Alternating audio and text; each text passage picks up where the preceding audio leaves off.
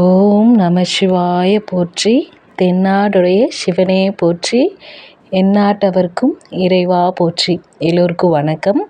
Welcome to Srimithu natural vlogs. இன்றைக்கி ரொம்ப முக்கியமான ஒரு பதிவு பார்க்க போகிறோம்.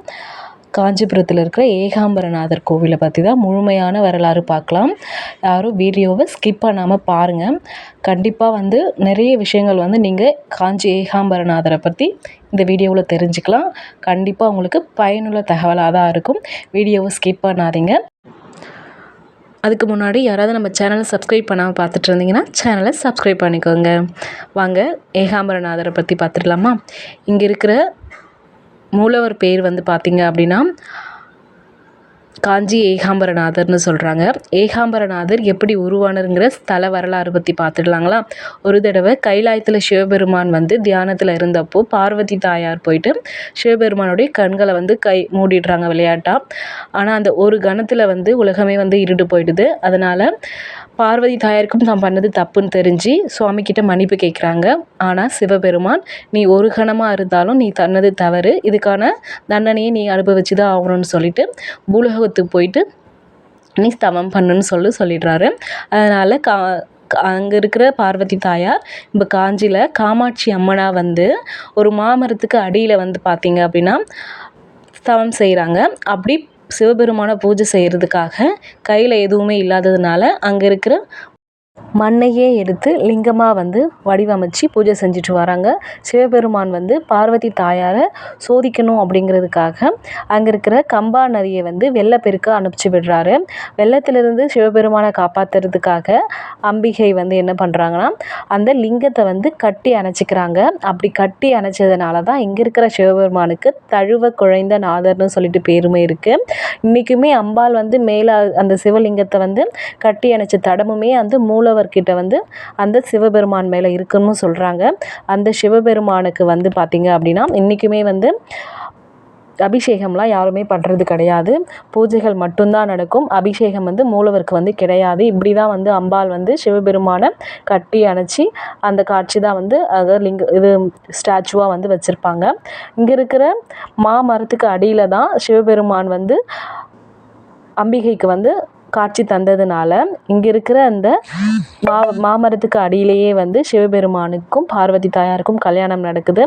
அதனால் இந்த மாமரத்துக்கு அடியிலேயே சிவபெருமானும் பார்வதி தாயாரும் இருக்கிற மாதிரி ஸ்டாச்சூஸ் இங்கே இருக்கும். சிலைகள் எதுவுமே இங்கே வணங்கினா கல்யாணம் நடக்காதவங்களுக்கு கல்யாணம் நடக்கும்னு சொல்கிறாங்க.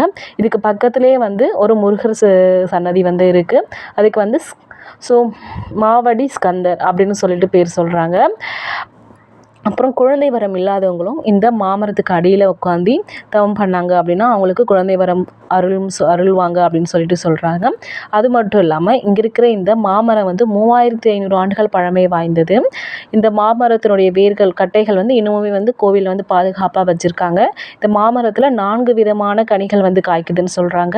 இனிப்பு, துவர்ப்பு, கார்ப்பு, புளிப்பு, 4 வகையான கனிகள் காய்க்குது. இது 4 வேதங்களை குறிக்கிறதாகவும் சொல்கிறாங்க. இந்த கோவிலை சுற்றி பிரகாரத்தை பார்த்திங்கன்னா 108 லிங்கங்கள் இருக்குது. அது மட்டும் இல்லாமல் 63 நாயன்மார்களுடைய சிலைகளுமே இருக்குது.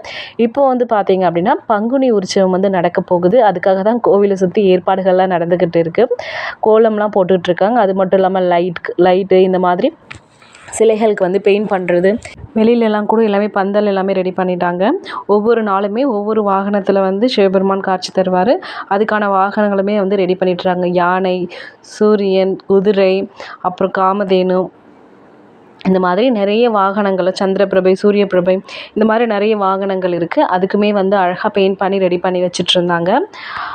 இந்த காஞ்சியில் ஏகாம்பரநாதருக்குன்னு நிறைய பெருமைகள் இருக்குது. இப்போ நம்ம பார்த்தது பார்த்திங்கன்னா நடராஜருடைய சன்னதி இருக்குது இந்த கோவிலில். இங்கே அதுக்கப்புறமா இது தொடர்ந்து பக்கத்துலேயே பார்த்திங்கன்னா கால பைரவர் சன்னதி இருக்குது. பைரவர் சன்னதியுமே இங்கே இருக்குது. இந்த கோவிலுக்கு வந்துட்டோம் அப்படின்னா இங்கே இருக்கிற எல்லா சுவாமியும் எல்லா சுவாமியுமே தரிசனம் பண்ண புண்ணியம் நமக்கு கிடைக்கும். முருகர் இருக்கார், விநாயகர் இருக்கார், நிலா துண்ட பெருமாளுமே பெருமாளோடைய இருக்கிற சன்னதிகள் மிகவுமே அரிது. சிவபெருமானோடு சேர்த்து இங்கே இருக்கிற பெருமாளையுமே நம்ம தரிசனம் பண்ணலாம். அதுவுமே இங்கே சிறப்பு வாய்ந்தது. 108 திவ்ய தேசங்களில் இங்கே காஞ்சிபுரத்தில் மட்டுமே 18 திவ்ய தேசங்கள் இருக்குது. அதில் ஒன்று இந்த ஏகாம்பரநாதர் கோவில் இருக்கிற நிலாத்துண்ட பெருமாள். நிலாத்துண்ட பெருமாள்னு ஏன் பேர் வந்துச்சுன்னா, எல்லாருக்குமே தெரியும், கடலில் வந்து பார்த்திங்க அப்படின்னா அமிர்தம் கடைஞ்சி எடுக்கும்போது வாசுகின்ற பாம்பை வச்சு அடைஞ்சி எடுப்பாங்க இல்லையா தேவர்கள். அப்படி எடுக்கும்போது அந்த வாசுகி பாம்பு வந்து வாயிலிருந்து விஷத்தை வந்து கக்கி அது வந்து நம்ம பெருமாள் முகத்தில் வந்து அவர் வாங்கிக்குவார். அதனால் அந்த வெப்பத்தை வந்து அந்த அடலை வந்து அவரால் தாங்கிக்க முடியாததுனால சிவபெருமானோட இடது கண் பக்கமாக போயிட்டு நிற்கும்போது சிவபெருமான் தலையில் இருக்கிற அந்த நிலா, சிவபெருமான் தலையில் என்ன இருக்கும், நிலா இருக்கும் இல்லைங்களா, அந்த நிலா வந்து பார்த்திங்க அப்படின்னா அதிலிருந்து ஒரு துண்டு வந்து பெருமாள் மேலே விழுந்ததுக்கப்புறம் அவருடைய குளிர்ச்சி வந்து சிவபெருமானுடைய கண் வந்து பார்த்திங்க அப்படின்னா ஒரு கண் வந்து சூரியன், ஒரு கண் வந்து சந்திரன். அப்படி இருக்கும்போது இடது கண் பக்கம் தான் சந்திரன் இருக்கும். அந்த சைடு போயிட்டு பெருமாள் நின்னதுனால அவர் மேலே அந்த நிலாவுடைய வெளிச்சம் போயிட்டு பட்டதுனால தான் இங்கே இருக்கிற பெருமாளுடைய பேர் வந்து நிலாத்துண்ட பெருமாள்னு சொல்கிறாங்க. எவ்வளோ சிறப்பு வாய்ந்தது பாருங்களேன். இந்த கோவிலுக்கெல்லாம் நான்லாம் போகிறேங்கிறது எனக்கு ரொம்ப பெருமையான ஒரு விஷயம். நாங்கள் வந்து காஞ்சிபுரம் கிடையாது, பட் இங்கே வந்து நாங்கள் இப்போதைக்கு வந்து ரெண்ட் வீட்டில் இருந்துட்டுருக்கோம். இருந்தாலுமே நமக்கு அந்த பெருமையெல்லாம் நமக்கு கிடைக்கிறது ரொம்பவுமே பெரிய விஷயம். நீங்களுமே வாய்ப்பு கிடைக்கும்போது இங்கே இருக்கிற இந்த ஆலயத்தை போயிட்டு தரிசனம் பண்ணிட்டு வாங்க. இவர் வந்து பார்த்திங்க அப்படின்னா மகா நந்தின்னு சொல்கிறாங்க. பிரதோஷம் அப்போலாம் ரொம்பவுமே வந்து சிறப்பு வாய்ந்ததாக இருக்கும். இங்கே வந்து பார்த்திங்க அப்படின்னா அது மட்டும் இல்லைங்க, இந்த கோவில் வந்து இன்னொரு வந்து ஆச்சரியமே இருக்குது. என்னென்னு பார்த்தீங்கன்னா, சிவபெருமான் கண்ணை வந்து அம்பாள் மூடி இருப்பாங்க இல்லைங்களா, அதனுடைய ஸ்டாச்சுவுமே இங்கே இருக்கிற கோவிலில் இருக்குது. அதுவும் மட்டும் இல்லாமல் இன்னொன்று வந்து பெருமாள் வந்து விஷ்ணு பகவான் வந்து சிவபெருமானுக்கு பார்வதி தாயாரை கன்னியாதானம் பண்ணி கொடுத்த அந்த நிகழ்வு. இந்த 2 ஸ்டாச்சுவுமே வந்து இந்த கோவிலில் இருக்குது. இது எத்தனை பேருக்கும் தெரியும்னு தெரியாது. நிறைய பேர் இதுக்கு முன்னாடி நம்ம கோவிலுக்கு போயிருப்போம், பட் அதை பற்றி இங்கே இருக்கிற நிறைய பேருக்கு தெரிஞ்சிருக்க வாய்ப்பே கிடையாது. ஆனால் மூலவர் சன்னதி போகிறதுக்கு முன்னாடி இருக்கிற மண்டபத்தில் 2 சைடுமே, லெஃப்ட் சைடு ரைட் சைடு 2 சைடுமே வந்து பார்த்திங்க அப்படின்னா இந்த 2 ஸ்டாச்சுவுமே இருக்கும். ஓகேங்களா, கண்டிப்பாக நெக்ஸ்ட் டைம் கோவிலுக்கு போகிறீங்க அப்படின்னா போயிட்டு பாருங்கள். இதெல்லாம் மிஸ் பண்ணாதீங்க. இதுவுமே மிகப்பெரிய ஆச்சரியம்னே சொல்லணும். இங்கே வந்து நிறைய இப்போ தை மாதம் கூட பார்த்திங்க அப்படின்னா தெப்போற்சவம் எல்லாமே நடந்துச்சு. அதுவுமே வந்து நெக்ஸ்ட்டு டைம் வந்து போயிட்டு பார்க்க முடிஞ்சால் பாருங்கள். இப்படி தான் இங்கே இருக்கிற மூலவர் சன்னதியில் வந்து சுவாமி வந்து நம்மளுக்கு காட்சி தருவாங்க. இவங்க வந்து ஏலவார் குழலி அம்மன். ஏலவார் குழலி அம்மன் தான் காமாட்சி அம்மன். அந்த பேர் தான் ஏலவார் குழலின்னு சொல்லிட்டு இங்கே இருக்கிற இந்த சுவாமிக்கு வந்து சொல்கிறாங்க. இந்த அம்பிகைக்கு ஏலவார் குழலி அம்பிகை என்ற பேருடைய அர்த்தம் என்ன பார்த்தீங்கன்னா, ஏலம் போன்ற மனமுடைய கூந்தலை உடையவள் அப்படிங்கிறது தான் அர்த்தம். ஓகேங்களா, இவங்க வந்து பிரளய காளி அம்மன்.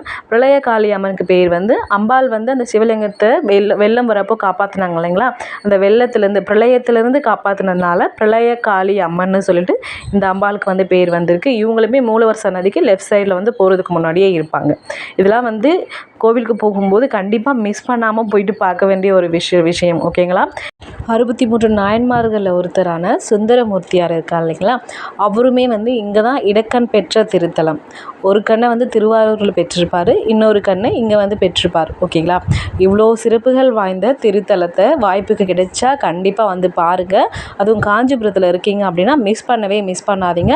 இங்கெல்லாம் வரதுக்கு நம்ம வந்து கொடுத்து வச்சுருக்கணும்னு தான் சொல்லணும். நம்மளோட வீடியோஸ் எல்லாமே தொடர்ந்து பாருங்கள். நம்ம சேனலை சப்ஸ்கிரைப் பண்ணி வச்சுக்கோங்க. அதுக்கு பக்கத்துலேயே பெல் ஐக்கான் காட்டும், அதையுமே வந்து கிளிக் பண்ணி வச்சுக்கோங்க. நான் எப்போலாம் வீடியோஸ் போடுறேனோ அப்போலாம் உங்களுக்கு நோட்டிஃபிகேஷனில் காமிக்கும். இந்த வீடியோஸ் உங்களுக்கு பிடிச்சிருந்துச்சுன்னா ஒரு லைக் கொடுங்க, நம்ம சேனலை சப்ஸ்கிரைப் பண்ணிக்கோங்க, உங்களுக்கு தெரிஞ்சவங்களுக்கும் ஷேர் பண்ணி விடுங்க. அந்த சிவபெருமானுடைய அருள் வந்து எல்லோருக்கும் முழுமையாக கிடைக்கணும்னு சொல்லிட்டு நான் அந்த சிவபெருமான் கிட்ட வேண்டிக்கிறேன். ஓகேங்களா, என்னோட சேனலை தொடர்ந்து பாருங்கள், எனக்கு ஆதரவு கொடுங்க. இந்த வீடியோ பார்த்ததுக்கு ரொம்ப நன்றி. பாய்.